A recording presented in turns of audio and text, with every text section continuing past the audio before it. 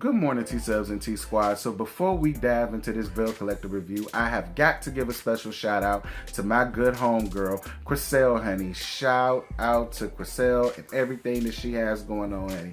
She is a huge supporter of me, been a huge supporter of mine for a while now, and I definitely see you, daughter, and I definitely thank you. And now, here's my time to support you and to let everybody know that she is a small business owner.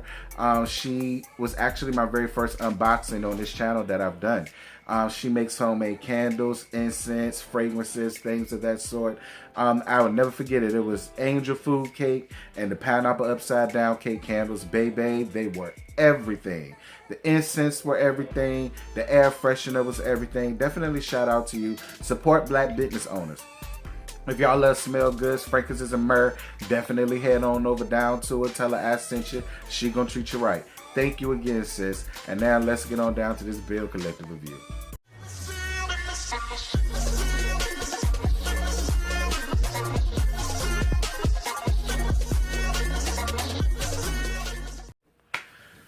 What's good, y'all? So listen, I know I said I was going to put out Belle Collective last night. Girl, I lied. Y'all should have known I was a hot bag of a lie. But I'm giving it to y'all first thing this morning, so y'all will be alright. I just woke up to some horrible news this morning, child. I got another funeral I got to get ready for. So I ain't got time for none of y'all dramatizations about y'all not getting the review last night versus y'all getting it this morning. I'm telling you now, I ain't in the mood. But Miss Belle Collective, honey, season 1, episode 7, Sistervention. Girl, this was a hot damn bag of mess, and we about to get on down into it. So, the Kaylon invites Dr. Antoinette, Latrice, and Mel, I'm assuming, out for a country-ass girl day out. So she had these women thinking that they was about to do what we you know, y'all know when we say we about to have girls day, honey, y'all already know what that consists of. We probably going out to the Olive Garden, probably going out getting manis and petties, maybe even making a whole spa date, you know, sip mimosas, champagne, champagne for the cheap hoes, and you know, go home and do whatever. That's what we normally think. So that's the way that they came out dressing. Kaylon failed to mention that these women was going to be out in a farm. So they setting up walking on Farmstead land in 6-inch heels, getting stuck in the mud, getting stuck in the trough, getting stuck in the grass, getting stuck in the dirt, the muck and miry clay, messing around with Kaylon. Kaylon, just because you look like you like to play in dirt don't mean that them ladies do, girl. But I appreciated it, though. They went out, fed some goats, fed the Billy Gross Gruff and all that good stuff. I thought it was cute. And so then Latrice let them know what went down for their anniversary and how she ruined it. But then, you know, she made it up to him and all that good stuff. Cute little scene. Moving on. So Marie invites Dr. Chandler over to talk to her, Jerez, and the baby mammies. So Cedric was supposed to be there, but she hasn't heard from him or seen him. That's because that man is with his real family, with his real man on the other side of town. And you know that. Just like how you with your man, Marie, he with his man and doing whatever it is that they doing. He don't want to be fooled up with you. Moving on. So the baby mama's whole play is they just want him to step up more, basically.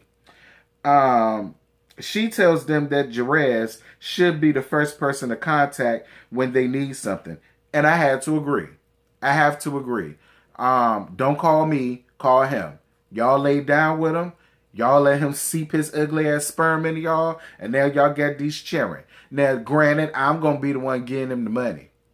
But just to make him feel good about himself, call him. Let him be the first person to contact. I get it.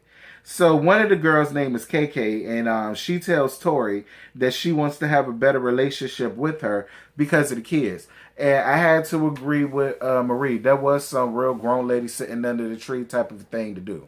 Like, girl, what is we beefing about? All right, we done already went down the rabbit hole of sharing the same dick and having a baby by the same nigga. Okay, now that we've gotten past that, it's bigger things at play here. Now, I ain't saying we should be best friends or whatever, but at least I could be able to have a relationship with you to where if I need something, I could call you. If you need something, you can call me. We can look out for each other. We don't have to just depend on him. We can depend on each other. I get it. I get it. I was down for KK with that. And I wish a lot of y'all baby mamas would just start doing that. What's the point of beefing with a bitch that's going to be in your life for the rest of your life? Solely because of that dirty ass nigga y'all was laid up with. And the fact that y'all got kids with this person. Like, girl, make your life easier, not harder. So the legendary and incomparable Dr. Antoinette finally goes on her first date with her first black guy, to let me tell it. And his name was David. David was actually really cute. She said that she took a trip to Guinea, and that's where she met him at. And he from Seattle, Washington. And I guess he came down to see her, spend time with her, knock boots, knock her ankles loose. Lord knows she needed.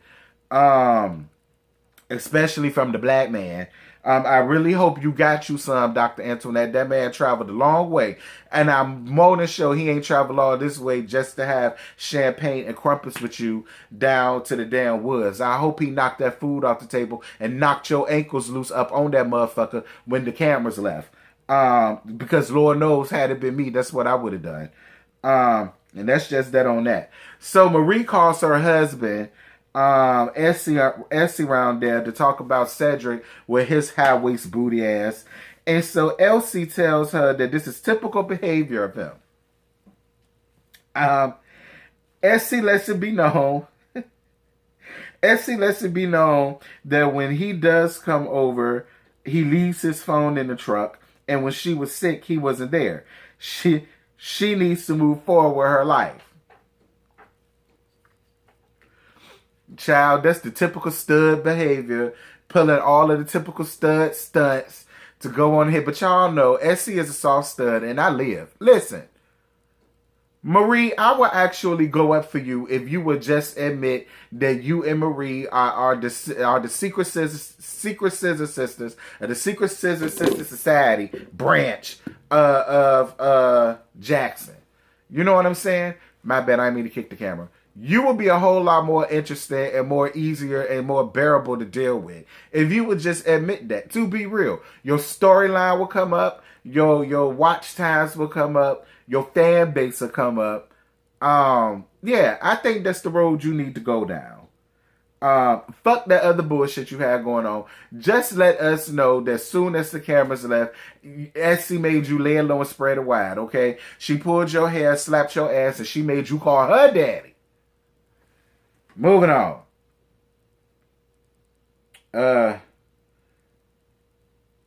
So Letitia and Tambra go to City Hall to see the councilman.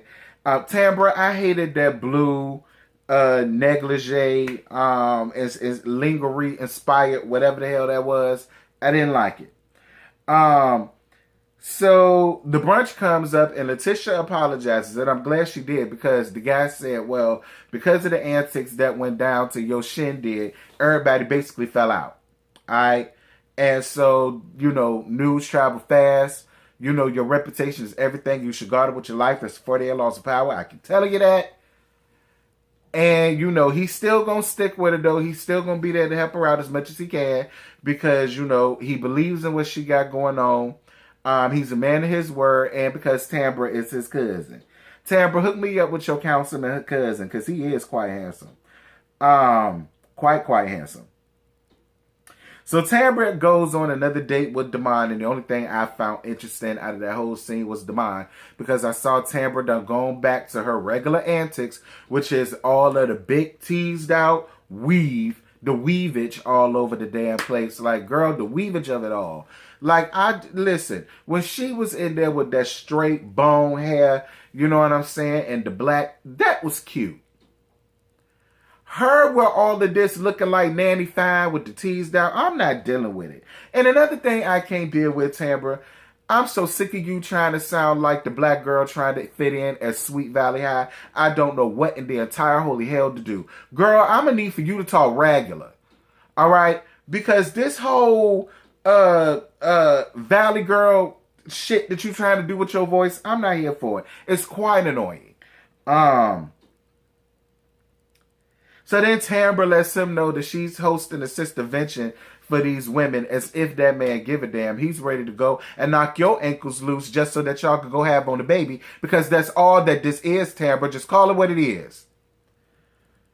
You really want to have a baby, he want to have a baby, so why not have a baby together? It ain't like y'all with each other, so may as well go on ahead and do it. I mean, I guess, Tambra. Other than that, I ain't had no use for that scene. So Tambra's intervention was a hot damn mess. So none of the ladies were surprised that anybody pulled out. I wasn't either, and I'm going to get to why in a minute. Latrice calls Marie a bully. I would have to agree. I do feel like Marie loves to throw her weight around, which is why she's now using this sympathy card for her lupus. Keep telling you, daughter, that lupus has nothing to do with you being a bitch to other people. It doesn't. So the ladies feel like they want to support Letitia, but they can't because of Marie. And I don't agree with that. I personally could still show Letitia support and not even deal with Marie. You know what I mean? It can be done. Y'all just want to be catty ass bitches. Just call it what it is. So then Letitia comes over for this ambush and she gets defensive. And I'm not mad at her for getting defensive, because it's like, y'all call me over here to sit me down, to run down on me about another bitch and the way that she handles herself. And I say it all the time. Honestly and truthfully, you really can't put off somebody else's bad behavior on somebody else. You can't do that. I did that when it came down to Essie, and that's why I said I didn't even want to do that, because I don't even know these women like that. This is only the first season. So I was with her for having the type of attitude that she had, and I was with her for being defensive. However, Letitia, you not dumb. And you see exactly what's going on. Your thing that you doing that I can respect it, but it's annoying. And that is, even though I know my friends are in the wrong, I've known her longer and I know she got my back, versus y'all hoes, and probably some of y'all I just met when it came time to filming this shit. So I'm not going to sit here and allow y'all to run down on her simply because y'all can't take her abrasive personality, or y'all care this much about what the hell she thinks about y'all.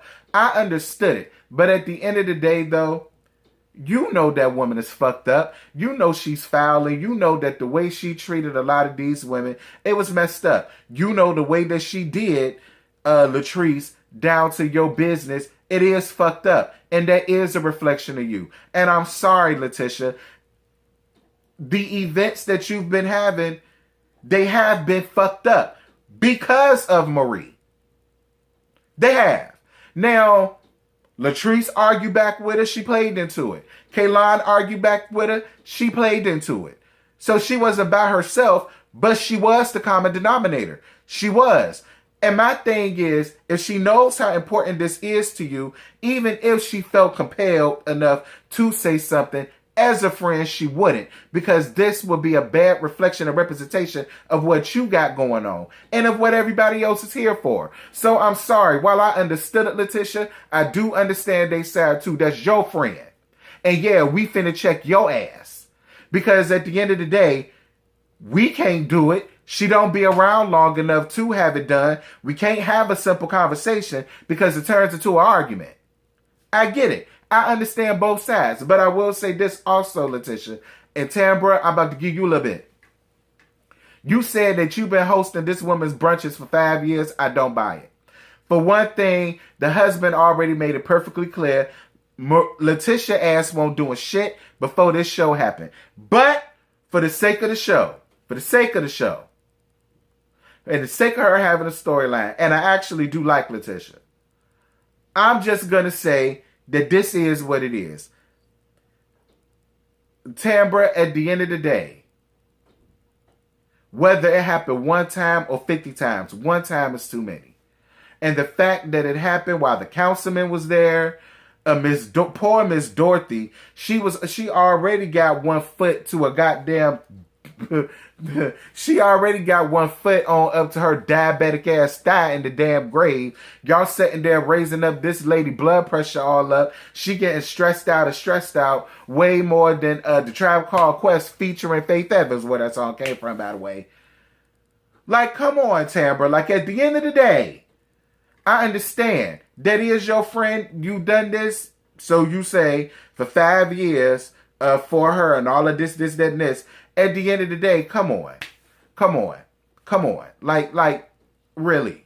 But whatever. Y'all, that's all I got. I ain't got no more to give you. Because the rest of it was the legendary and incomparable Dr. Antoinette talking to... Wait a minute. One more thing. No, I'm not even about to bring that up. I'm about to end this. Because that whole argument between Tambra and Dr. Antoinette, it was stupid. I'm glad Dr. Antoinette went on ahead, became the bigger woman, and apologized and just let it do what it did, because that argument was retarded. Then Is You Black came up into it, and then You Never Experienced Colorism came up into it. And I at that point, I was with Letitia, like, I'm confused. This was supposed to be a sistervention for me. Y'all the hoes that need it. Y'all, I'm gone. Bye. What you're giving, that's how we live it. Don't be mad at the system, it's simply how we've existed. I hear a lot of people talking like they politicians and choose to be an accountant because it's safe in the